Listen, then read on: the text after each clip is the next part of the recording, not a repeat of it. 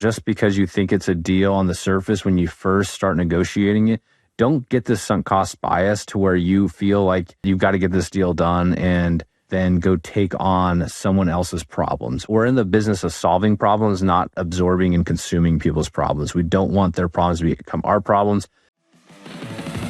Welcome to the Collecting Keys Friday Focus. Hey there, welcome back to another episode of the Collecting Keys Friday Focus. You have me today, Dan Austin, as your host.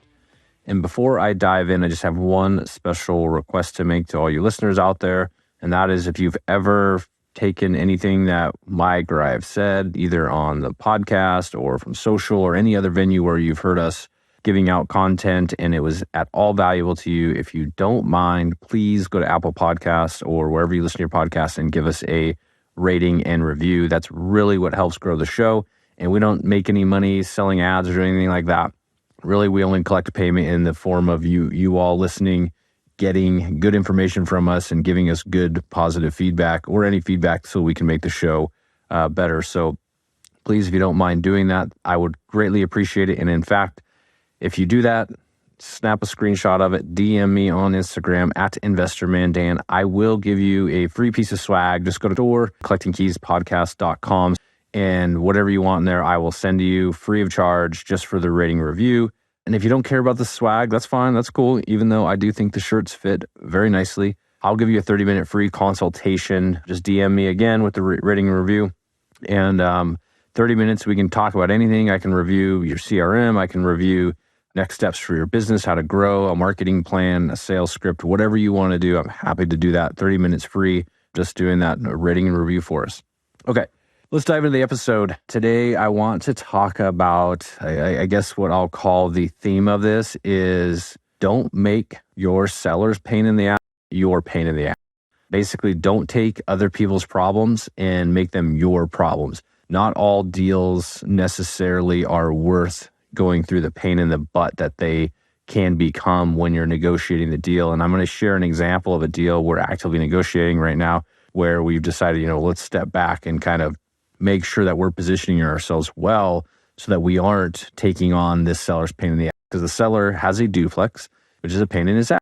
He has a family member that lives in one unit, always a red flag. And that family member believes that they have a right to this duplex, although they have no right to it. They're not on title. They never have been on title.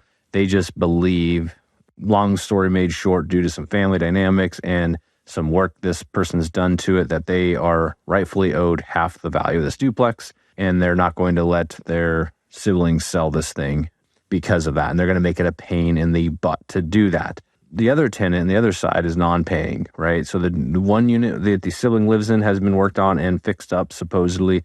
The other one is pretty trash, needs quite a bit of work. And it's a non-paying tenant or a pain in the butt for this landlord. So you can see why the landlord just wants to get rid of this problem. He's got tons of issues with it. But the challenge is this landlord, he wants about a 15% discount off after restored value. So if this thing was, rented out, was able to rent fully and was in reasonable good shape, it'd be worth about $350,000. He wants $300,000 and is willing to do seller financing on that $300,000 with 10% down. So $30,000 out of pocket there.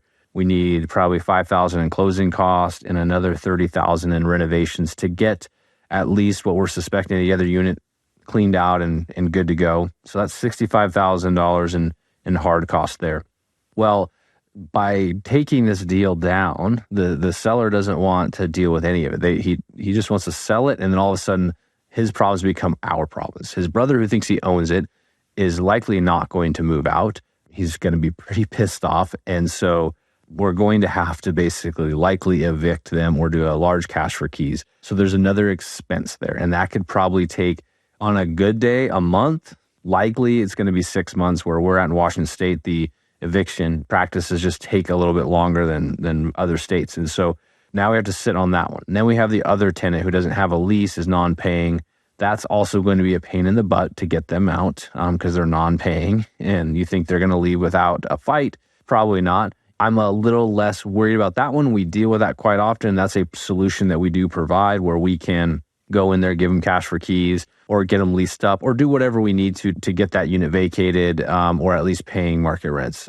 However, that risk combined with this seller's sibling who doesn't think that his brother can sell it, that's going to be a problem. That becomes our problem. So we're going to spend $65,000 in hard costs expected to get this thing up and running to market rents. And so there's not a lot of room on it, but because he's willing to do seller financing and we have negotiated a monthly payment that's reasonable so we can still cash flow, and we believe over the 5 years that we'd own this, it's going to increase in value. So we are pushing some more equity. And so I'd feel comfortable doing that, except for the fact that in this market, I'm going to have to deal with a fight with this person to get them out of the property that they think they own it. It's going to be a headache. I have other opportunities out there. It's not that great of a deal. 15% off, knowing we have to do the repairs and knowing we're going to have some eviction costs and some other, litigation costs potentially with one of the tenants. It just all of a sudden becomes a glaring red flag. Although not knowing all that information about the one tenant, this deal actually could come together for us. However, we know that the seller's been forthright with that, and essentially he wants to give us his pain in the ass.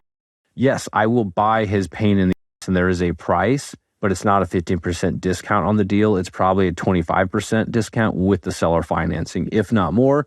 We're at least coming out of pocket very little other than maybe just closing costs, so that we can actually have a good piece of the pie, a good stake in the game, so to speak, because of essentially the cost and the risk of carrying this guy's pain in the ass tenant.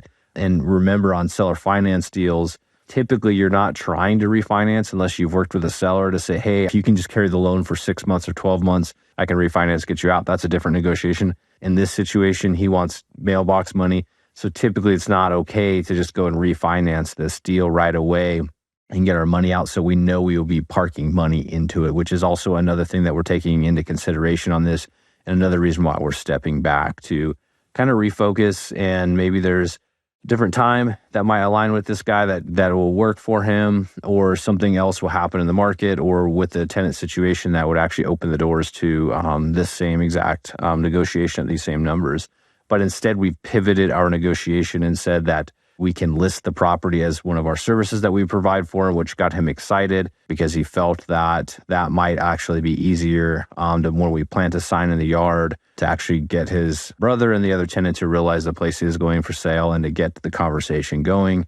Although I am tentative as an agent to actually take this pain in the ass listing and do it, because I have tons of other opportunity in my time. So it's something I'd probably pass off to another agent that's a little bit more hungry and looking for a little bit more income, regardless of the pain in the ass they're taking on. So moral of the story here is, just because it's seller finance, just because you think it's a deal on the surface when you first start negotiating it, don't get this sunk cost bias to where you feel like to get this deal, you've got to get this deal done and then go take on someone else's problems. We're in the business of solving problems, not absorbing and consuming people's problems. We don't want their problems to become our problems, especially in a stagnant market where there is money to be made, there are deals to be made, just sometimes not on the deal you're actively negotiating. So take a step back, look at it from a 10,000 foot view and say, am I actually taking on this seller's problem, or am I solving their problem? So just something to think about. Hopefully this was valuable to you. If not, let me know. If you thought this was silly and wasteful, I'd still love to hear that in the DMs. Hit me up at InvestorManDan. If you are curious to know more about our group coaching program, if you've heard about it from social or from another podcast, go ahead and head over to collectingkeyspodcast.com and click the button that says Become a Millionaire, and that will take you right into our site where you can actually look at our different programs, and you can book a call with Mike or I and just see if it's a good fit. If it's not a good fit, it's not a good fit. We like to interview all of our people to see if they're a good fit for our group, and sometimes it just doesn't work out. So anyhow, I'll stop here. I hope you all have a great weekend. Thanks for listening to this Collecting Keys Friday Focus. Be sure to subscribe wherever you listen to your podcasts.